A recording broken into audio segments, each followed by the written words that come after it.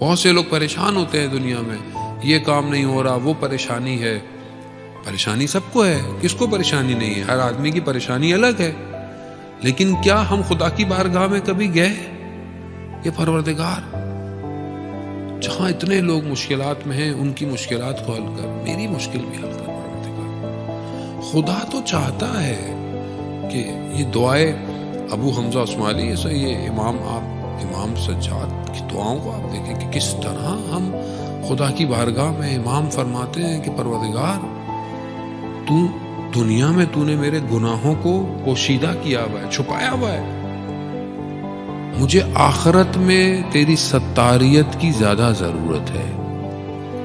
کیونکہ یہاں پہ تو اگر میرے گناہ چھپے ہوئے ہیں تو مجھے سزا تو ویسے بھی نہیں، لیکن وہاں روز قیامت میں جب سب کچھ کھل جائے گا، سب کو پتہ چل جائے گا، میرے ہاتھ خود بولیں گے، زبان خود بولے گی کہ اس نے یہ کیا، اس نے وہ کیا، پروردگار وہاں مجھے تیری زیادہ ضرورت ہے.